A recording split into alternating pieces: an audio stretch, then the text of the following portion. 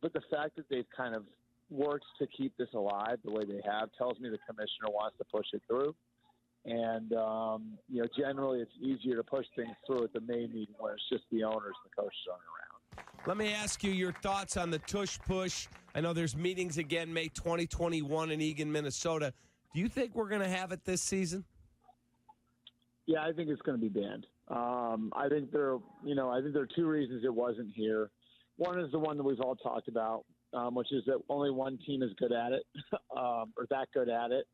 And I don't think there are a lot of teams just feel like one team's mastery of a play shouldn't mean you're banning it for everyone. And then number two, I think there were some questions about the writing of the rule and some of the gray area. Can you push behind the guard? Can you push the lineman? There's just like a lot there that they felt like they had to cover. And, one thing I know Rich McKay in the room brought up was the idea of going back to the 2004 rule, which prohibited pushing and pulling teammates. And, they took that out 20 years ago because of there were some issues officiating it downfield when you got scrums. And, is this offensive player blocking a defender or is he pushing a teammate? So they took it out 20 years ago. They're going to look at the 2004 writing of the rule now. But the fact that they've kind of worked to keep this alive the way they have tells me the commissioner wants to push it through. And, generally it's easier to push things through at the May meeting where it's just the owners and the coaches aren't around. The other proposal about the football moving to the 35 after the touchback, what did you think of that in that passed? Yeah, there's a lot of discussion about that, Hoodie, where I know some people felt like that was too punitive, and it could have an effect on games late in the year, where it's harder for a kicker to place the ball in bad weather. I know one idea was to move the kicker back 5 yards, right? So then it makes it harder to reach the end zone. That I know got batted around some. I think ultimately, again, part of this is the commissioner of the league office wanting more kickoffs in the game. And then I think their overall feeling, like most teams feeling that what they did last year didn't work, but was going to take some tweaking. And so, I think the injury part of it, has been a real plus. They've gotten it down to the point where I think the injury rate's right around the same level as a normal scrimmage play. Again, the commissioner, I think really wants the kickoff return back in the game. So, this definitely will create more returns next year. At least it should on paper. Albert, what is the buzz about what the Bears have accomplished in the offseason from the hiring of not only Ben Johnson, but putting together a star-studded staff and then getting leaders that they needed to help fix their culture? Joe Tooney and Drew Dahlman and Grady Jarrett. What are people saying about our Bears?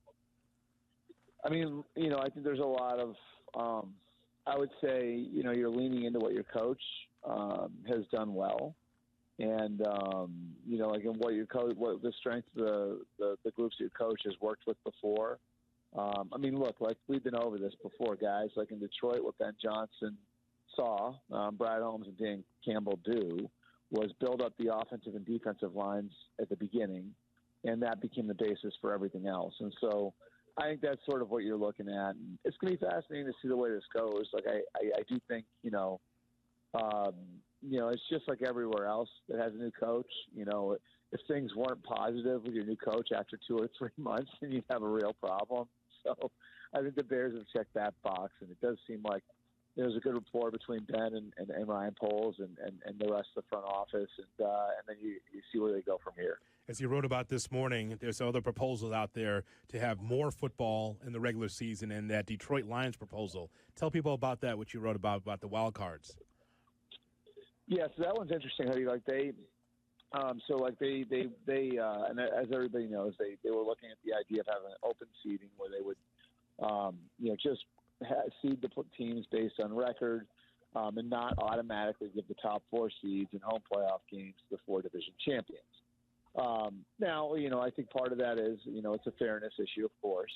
I think the other question that was interesting, and I hadn't really heard anybody talk about this before I was able to tap into some of the discussion that was happening inside that room, is what it means for the end of the regular season and how the current format has led to teams being locked into spots going into, week 18 or even in some cases week 17 and then resting guys. And because of the 17-game regular season, we've seen more teams be more cognizant of that.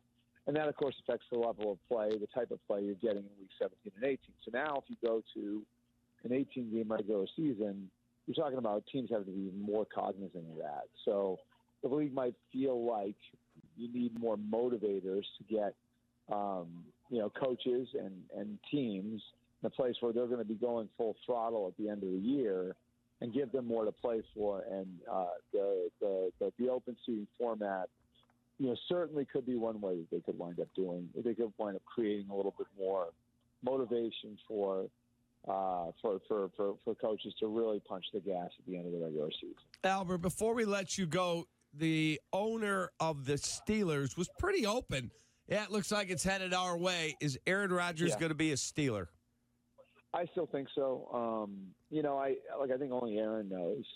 So, I certainly don't want to be talking for him, but I think that it does feel to me like that's the way it's been going. And, I think the one key to me for the Steelers is that they have so many guys that I think will be as close as you're going to get to Aaron's peers in that building, and, you're talking about guys like, Cam Hayward and Minka Fitzpatrick and DK Metcalf and, obviously TJ Watt that have all of these pelts on the wall. And, so I think it's the right place for him.